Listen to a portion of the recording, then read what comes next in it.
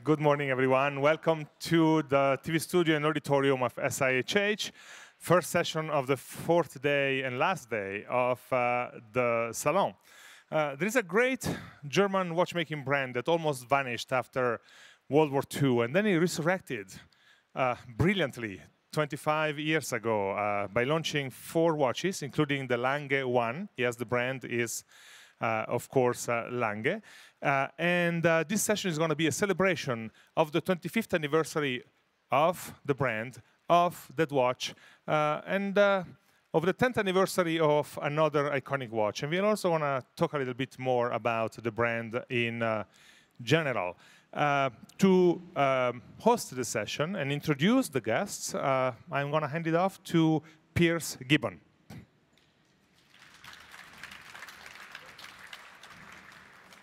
Welcome.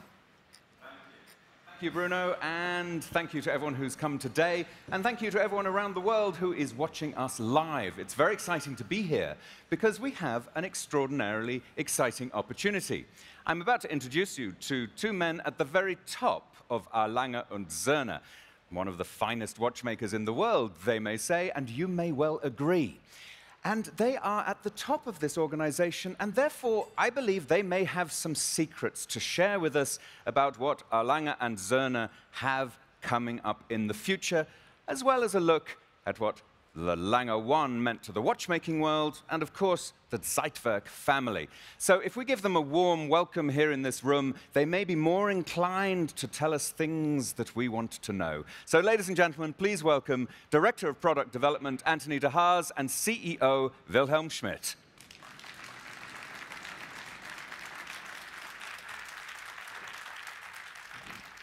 Hello, sir.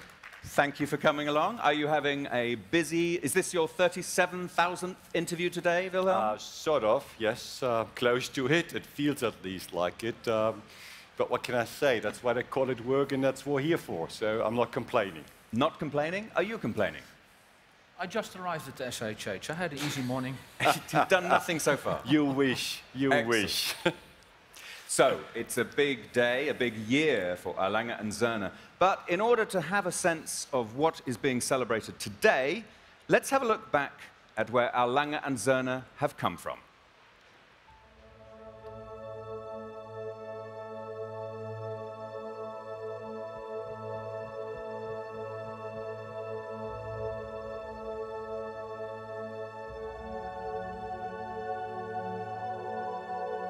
If you seek liberalization, Mr. Gorbachev, open this gate.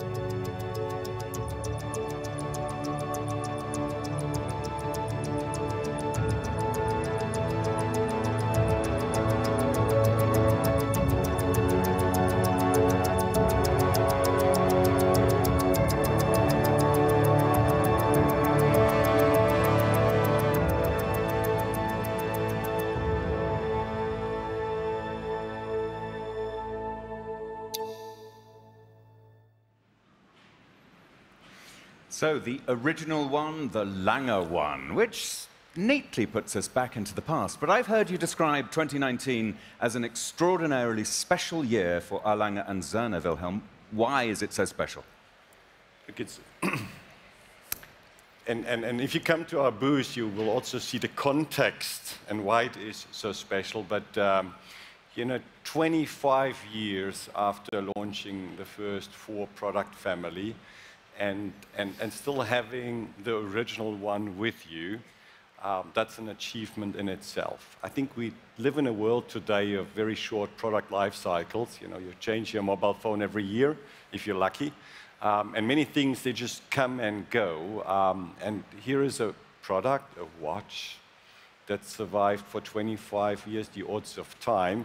Then in itself is an achievement. If you then add to it that it's still the backbone of our business, that epitomizes our brand 25 years later, I think that's a true achievement, isn't it? Definitely achievement. And it started way back in 1994. What were you doing in 1994? I was working in the oil industry in Hamburg. I was a watch collector. I was admiring the Lange one, and I couldn't afford it. I have to be honest with you. You speak for many. I was my dream watch. I couldn't afford it. I bought an 1815 that has been launched 2 years later, and there was a waiting list at the time. It took me a year to get the watch. But even then, I couldn't afford the Lange one. So for quite a while, you know, my disposable income wasn't quick enough to catch up with the price increase of the Lange one. So I was running behind for a while. Running to catch up. True. But you did invest in the Lange brand before they invested in you. Sort of, yes. Well, I was a small investment, but yes, I did. Very wise. And Anthonie Haas, what were you doing in 1994? I was working in the Netherlands, partly as a drummer, partly as a watchmaker. Mm-hmm. Which you've let go of the drumming, we're sad to hear. Not entirely. Not entirely. I can witness it. I've heard him a He few makes times. noises. Oh, yes. In Glashütte. And good action as well. Very good. So, in 1994, of course, this happened. These watches were launched on the world. What effect did they have on the watchmaking world to you, Anthonie? To me personally, to be honest, in the beginning, it didn't do too much to me. Oh, you ignored it? No, not ignored it, but to be honest, I thought, okay, a new brand, looks strange. And in fact, it needed a little bit more time to come to me. I'm not talking about 20 years later, of course, but 1 year later, and you read more about the story, about the crazy story actually refounding the brand, and then it's quite fascinating, and you get more into that, and then it's come. I needed a bit. It needed a bit of time to get... Exactly, yeah. But for you, it was an immediate impact. You could not afford it, but you wanted it? I was buying watches, but of course not at that price level. I couldn't afford simply. So I was very curious, very interested. I went to the shop, they didn't have the watch. Sounds familiar? So even then we had some issues in supplying demand. No, it had an immediate impact. And again, people forget what the context at the time was. You know, to come with 4 totally different new watches with own movement in 1994, not from Switzerland, but from Germany, not from Western Germany, but from East Germany. You know, people don't understand how it looked there. And for Germans, it means a lot more than just launching a watch or launching or rebirth of a brand. That's a success story. And in today's world, we so often, you know, talk about giving back.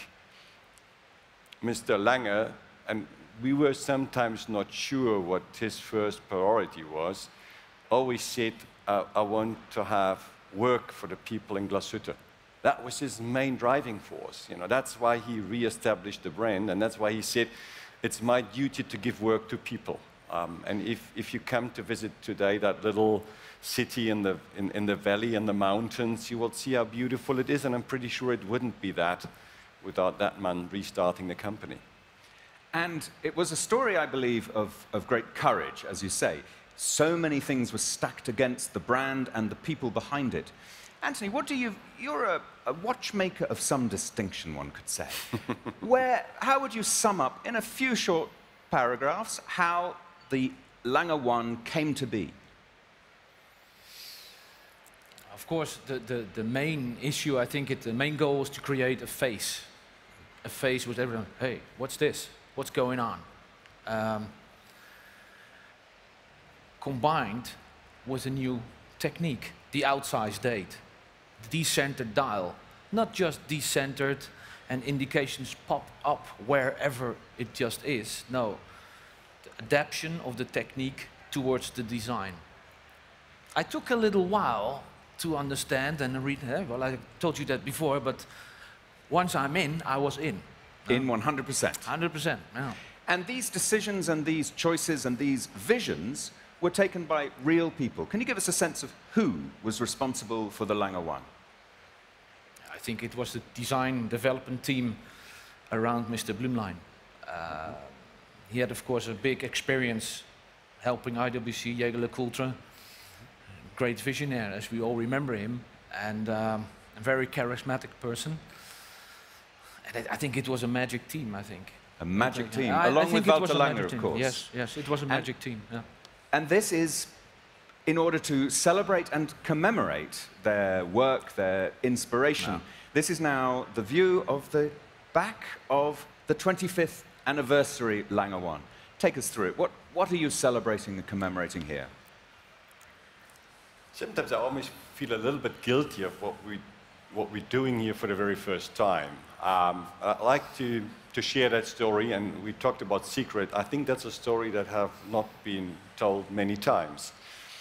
It was Günther Blümlein's very clear direction to always and only promote Mr. Lange, because that's sort of the bridge to history, and it was his wish to really focus on him and not on himself, which I think illustrates what great person he was. But now that Mr. Lange is also part of our history, he passed away almost 2 years ago, we thought it's time to really, I call it the soul and the brain, in lack of better words, of our company. And even today, many things he created, we still take as reference points. Rules that he established, we still use to make sure that we don't lose our track. And that's for the first time we mention the two on the same watch. So it is very special. Some people say in the middle is my office. Anthonie just said we will engrave one where you wave out of your window. That's all stupid and nonsense. That's the Lange house. That's the villa they built for themselves and for the watchmaker some 100 years ago. And today it's our headquarters. Wonderful. Thank you for that new story. We've not heard that one before. So the soul and the brain. The soul and the brain together created the original Lange 1, and here we are 25 years later. But of course, it all does depend on the movement. The movement has to be right. And this celebratory movement, what can we see in this, Anthonie? Of course, this watch is equipped with the in 2015 launched new generation of the Lange 1 watch. In 2015, we launched the new Lange 1 with the 20 years of experience of developing watches. So slightly bigger balance wheel and instantaneously jumping outsized date. Of course, the double barrel with 72 hours power reserve. It's in this watch. But we did some special thing, very discreet, like Lange owners love that. Eye for detail, very discreet. The hand-engraved balance cock, there is, and it sounds very bizarre, a tiny little outsized date. That's confusing. But it looks exactly like the outsized date for 25 years. And we did a layer of blue, not painted, not enamel, but it's our famous coating, which we use also for our moon phases. So it's a very discreet thing, only for the owner, I would say, because you need to open the half-hunter case to have the joy of seeing. And that was my next question. Why did you choose to, as it were, hide this movement behind that half-hunter case? A strange decision? Why did that happen? But that's why I'm so happy that there's something like a half-hunter case, because you can open it. And it gives you the space to create a nice engraving. And the first time, the name of Mr. Günther Blumlein on the watch. He would never have wanted that. It was always, the watch is the hero, and not me or the watch is the hero. And it is still today. And it's also a very unique thing for collectors, I think. Yes, and that was going to be my next question. You speak to a lot of Lange owners. What pleasure do they get from a watch like this? Usually, a Lange watch is not your first watch. You know, it takes a little bit of understanding and education, and I don't mean that disrespectful, but you go through the rings, and at the end it's also a question, as you can see in my personal example of, do you have the disposable income to invest in something like this? But if you go through the rings, you also start finding your own way. So very suddenly you know, this is my way. That's the expression of my personality that I would like to address if I buy anything. That doesn't only go for a watch, it may go for a pair of shoes or a car. But the watch definitely are an expression of personality. Our watches, it's all about details and it's all about knowledge. So for the uninitiated, it wouldn't talk to them because they don't see it. But if somebody grabs your hands and show, look, did you see the frame? Did you see the three-dimensional? Did you see that they sort of put another level into the dial? Tony explained that beautiful hand-engraved 25 and the different processes to make it. That is what is very appealing to collectors, because it's not only a story, it's more importantly, it's a true story. It's a real story with a... It's not a marketing thing, it's, you know, that's what it really is, and you can see it. And it links in with all of our histories in terms of the Berlin Wall coming down and a brand being reborn. It's, you know, if you look at it, it was a family company until after the World War, and then, you know, that whole area fell behind the Iron Curtain. Family was expropriated, the company didn't exist, and then straight after reunification, they were back. Same date. That's, again, we talk about genius. Mr. Lange, you know, always told the story how he rushed to find an office so that he can refound the company the same date than the original company. So it was 7th of December, 1845, and 7th of December, 1990. You know, little things like that, but these are the stories that are true, and somebody thought about that almost 30 years ago. And you, as a company, are reaping the benefits of that foresight. Definitely. Ah, fantastic. So, next we have the face. And one of the I've been interviewing a lot of people, a lot of collectors of Lange watches, and I spoke to a couple of younger people who are saying, you know what, this is a 25-year-old watch, but I want it now. I'm a millennial collector, and they use the phrase, when you know, and you know that you want this watch. This is the new face. What would you say is appealing to people of all ages here? Anthony? It's a new face. It's always a challenge to come up with something new, especially with a watch which many people see as an icon.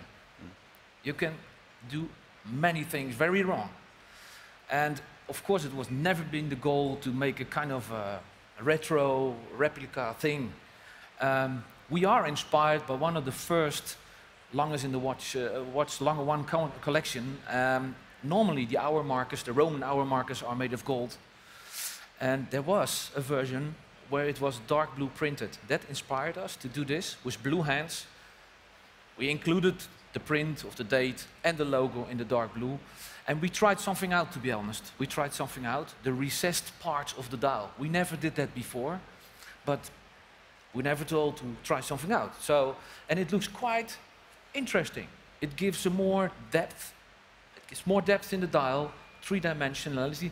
Maybe that is the reason why this generation says, oh, it has maybe a touch of modernity. I think for me, it's the perfect mix between classical watchmaking, just turn the watch around and open the half-hunter case, and the front.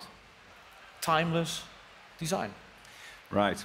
Moving swiftly on, but I did want to check on the status of your secrets, because I hear that you are going to be releasing different models. Are you allowed to? Will you release anything information-wise for us now? if you're interested, a little hint, if you're interested, watch every 24th of the forthcoming months. There may be a few surprises. And we're not talking about presenting every month a box of chocolates in the shape of a Lange one or something like that. These are not novelties. These are realities. Okay, so there is your challenge for your diary, for everyone watching. The 24th of every month for the next 10 months or so? That's my advice, if you're interested. That's just gentle advice. Check what's going on the 24th. Excellent. So you mentioned at the beginning, of course, that this is a special year for many reasons. And I think the question that comes to mind is, that was the Lange 1. It's extraordinary with its 25-year history and potentially another 25 years and more beyond. Why was there never a Lange 2? Good questions. Yes, good questions. And a Lange 3, and a Lange 4, and a Lange 5, and a Lange... Which has never been so good as the Lange 1, because Lange 1 is first. I think there is only a first, and that's why the Lange 1 is a family. And of course, there are different executions of the Lange 1, always maintaining that iconic design of, the outsized dial, the decentralized dial, the symmetry on the dial, even its decentralized information. And that's why there's never been a Lange 2, but there have been other families. And if you refer to the 25, the 10 jumps into your eye as well. And there has been, of course, another product family, watch family that we launched 10 years ago. The ZEITWERK, which is the next section of our talk. Let's have a look, to set the scene, let's have a look at the ZEITWERK.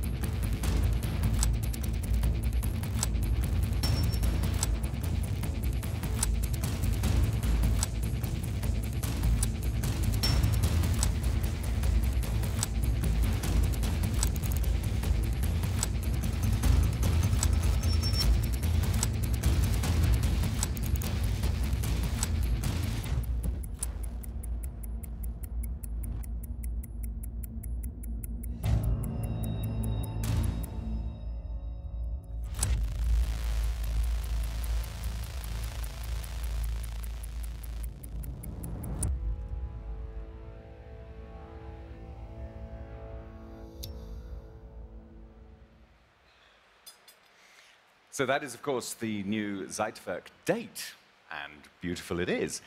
But how did you get to this point? What inspired this? Because I remember when this came out 10 years ago, it had perhaps a similar level of, oh, good Lord, what is this from this German watchmaker? What are they doing? So, Anthonie, what were you doing? That was a good point. We had to ask ourselves that very often. In the 5 years before 2009, working on a product, we had a dream. We have the Semper Opera in Dresden with the famous 5-minute clock, which is digital. And we said, wow, can we make a watch like that? Of course not 5-minute clock. Nobody puts it on a wrist every minute. So you start dreaming every minute. And when the second hand comes to 12, it needs to jump instantaneously. So we started working and working and working. And the more complexity, constant force needed to move the disc. Sometimes we had the question, oh my God, what are we doing here? And it was quite clear. We didn't know exactly. Of course, it looks cool. It was not planned to become a product family. We thought this is niche product. And we were completely flabbergasted by the reaction during the launch. And we were like, And that is fun. Good reaction bring creativity. So then the things got rolling. So you have the luminous, you have the striking time, and then the masterpiece in 2015, the minute repeater. As if the ZEITWERK is not complicated enough, we included the complex decimal minute repeater into the ZEITWERK. And crazy. And during these 10 years of building ZEITWERK, you gain a lot of experience. And you have some wishes. It is not just the ZEITWERK with a date. Because people may ask, Lange stands for outsized date. Why didn't they put the outsized date in that design? Now, can you imagine looking at 3 different windows, not knowing what is time and what is date? So we had to find other solutions. And that was an adventure. And we had some wishes. To be honest, 36 hours power reserve. If you would have asked me 5 years ago, can't you? And they asked me, can't it get more? Nah. No, impossible. And that's why we have 72 hours now, by the way. Well done. I must say, I'm extremely proud on the guys of the team, because the briefing for the product was, date, please look if you can enlarge the power reserve. And we'll see. 72 hours power reserve, thinner than the original watch. So you're taking it away from the thickness whilst increasing the power reserve.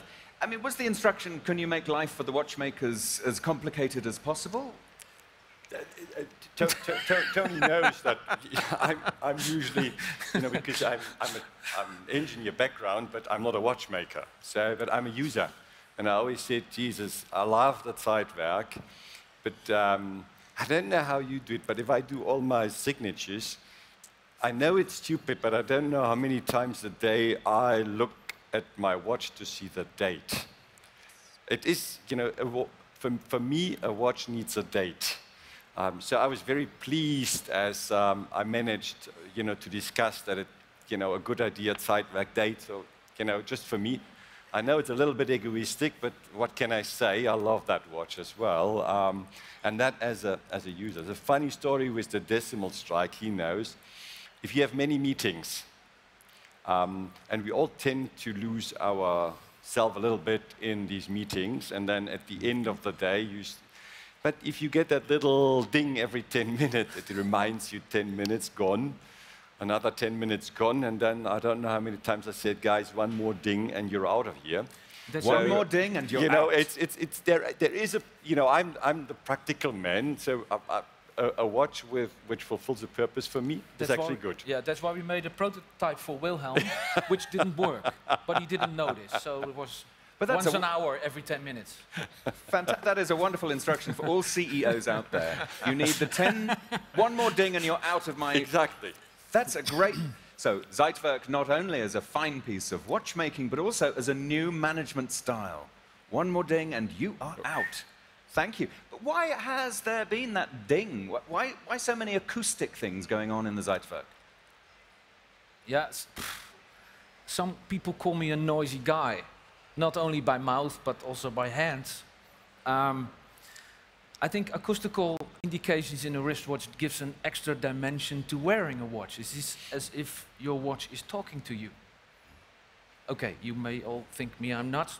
Do whatever you want, but it is a kind of, but it's so sweet. The little gong, the little hammer, and it's just for you. It's not about the loudness, it's of the quality of the tone. A personal ding. Yes. It's a personal ding. And you're out of here. And you're out. We'll be out in a minute. But let's have a closer look at the ZEITWERK date ring, because this is what you demanded from a ZEITWERK. Yes. I need the date. I need the date. And it's done rather cleverly with the red. How does that work? Now, we made a date to discuss this. Now, first we had to find new ways. It was out of the question outsized date, out of the question hand. So we tried many things, because that is developing. It's a very bumpy road, and there's a lot of emotions involved at our team. That's an advantage. Sometimes something exciting is still running. It's the 17th and it says the 12th. Is Yeah, my that's watch image. wrong? There's no problem. Yeah. Sorry. And we made a solution by making a glass disc, a glass ring, partly printed. We left open the numbers, and underneath there's another ring with a rack segmentation which jumps instantaneously at midnight. So it is really, it's quite fascinating. And around midnight, you don't know where to look at your watch because three things happen. The second hand comes to 12, or the 60. Tony, I saw it Ding, 3 ding, times this week, and that's why I look so tired.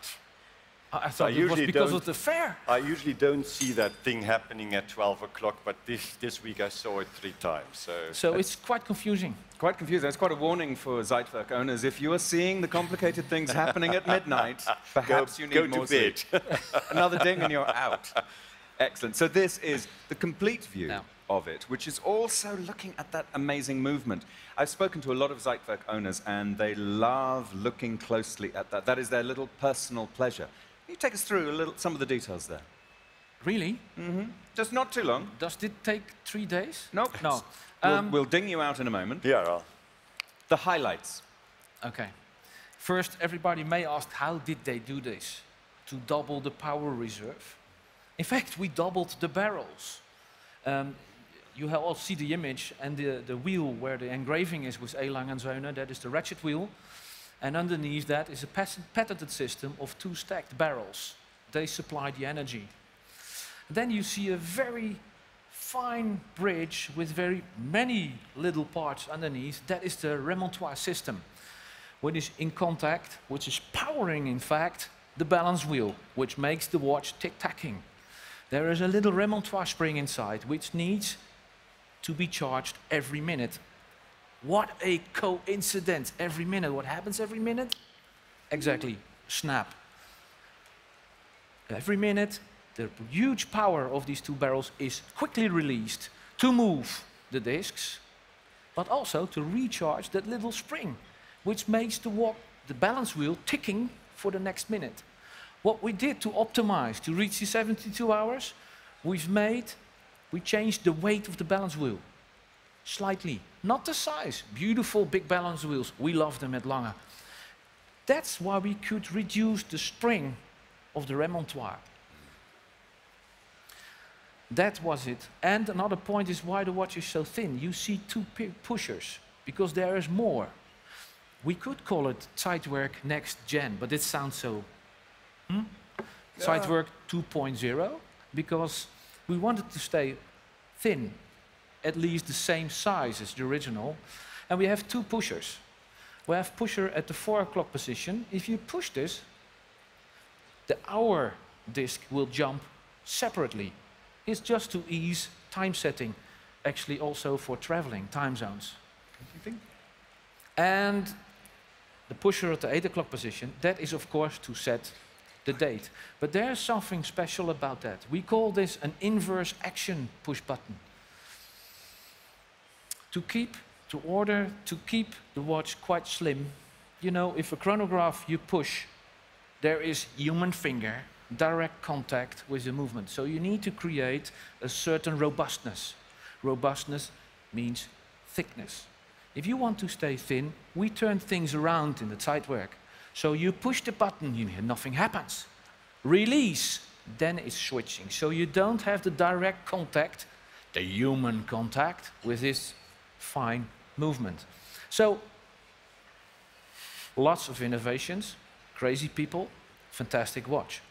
Lots of innovations, crazy people, fantastic watch is a wonderful way to draw this to a close. Thank you both very much indeed. Ladies and gentlemen, pleasure. Anthonie de Haas and Wilhelm Schmid. Thank you. Thank you. Thank you. And I'll hand back to Bruno Gissan.